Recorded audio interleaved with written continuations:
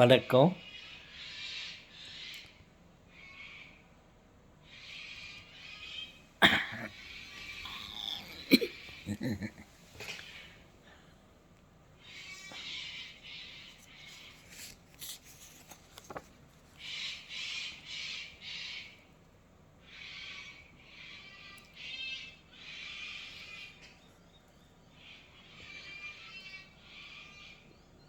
இந்த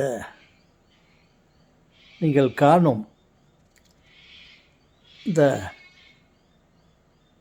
உருவத்தை படைத்தது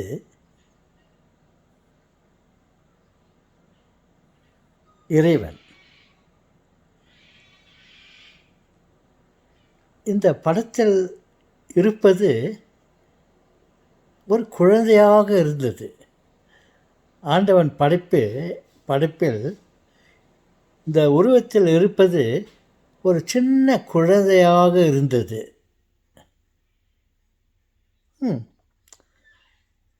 அந்த இடத்தில்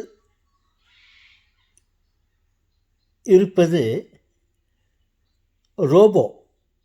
அதை மனிதன் படைத்தான். நான் படைத்தது அப்படியே இருக்கிறது.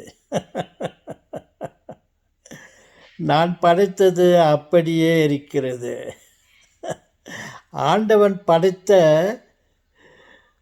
சிறு குழந்தை, கண்ணுக்கு தெரியாத விதையிலிருந்து முளைத்த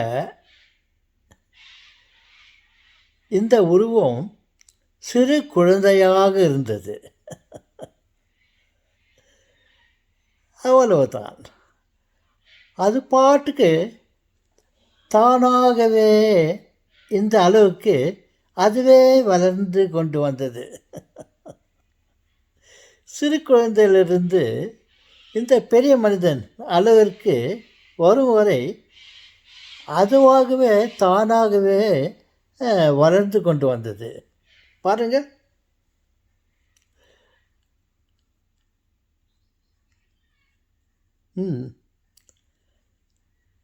அது நான் படைத்தது அந்த ரோபோ வளரவில்லை. கடவுள் படைத்த இந்த பொம்மை குழந்தை வளர்ந்து கொண்டே வந்தது. இந்த குழந்தைக்கு மரணம் இருக்கிறது. சிறு வயதிலே இருந்து இந்த வயது வரையிலையும் வந்தது. இதற்கு மரணம் இருக்கிறது. கடவுள் படைத்த படைப்புக்கு மரணம் இருக்கிறது. நான் படைத்த அந்த ரோபோவுக்கு மரணம் இல்லை. என்னடா அது? கடவுள் படைத்த இந்த உருவத்திற்கு மரணம் இருக்கிறது. கடவுளால் படைக்கப்பட்ட நான் படைத்த ரோபோவுக்கு மரணம் இல்லை. கடவுள் படைத்த இந்த உருவத்திற்கு சோர்வு ஏற்படும், களைப்பு ஏற்படும், அதிக நேரம் வேலை செய்ய முடியாது. கடவுள் படைத்த இந்த உருவத்திற்கு அதிக நாட்கள் வேலை செய்ய முடியாது. நோய் நொடி எல்லாம் வரும். ஆனால் கடவுளால் படைக்கப்பட்ட நான் செய்த அந்த ரோபோவுக்கு மரணம் இல்லை, நோய் நொடி இல்லை. பசிக்கு தீனி கொடுத்தால் போதும், அது ஓயாமல் வேலை செய்யும் நான் படைத்த படைப்பு. ஆனால் கடவுள் படைத்த இந்த படைப்புக்கு மரணம் இருக்கிறது. என்ன படைப்ப இதுடா, நினைத்தாலே இனிக்குதடா.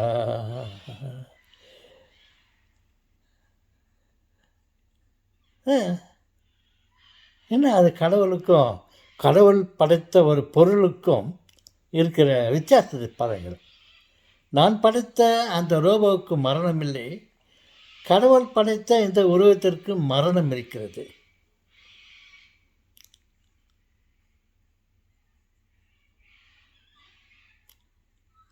ஓகே.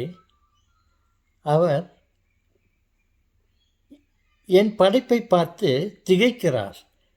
என்றா நான் படைத்த இந்த உருவத்துக்கு மரணம் இருக்கிறது, இவன் படைத்த படைப்புக்கு மரணம் இல்லை, ரோபோவுக்கு. அவருக்கு பெரிய கவலையாக ஆகிட்டு இருக்கிறது. அந்த கவலையை தீர்த்து வைக்கலாம். கவலை என்பது ஒரு புற்றுநோயை போன்றது. அதை குணப்படுத்த வேண்டும். ஓகே, சிந்திப்போம்.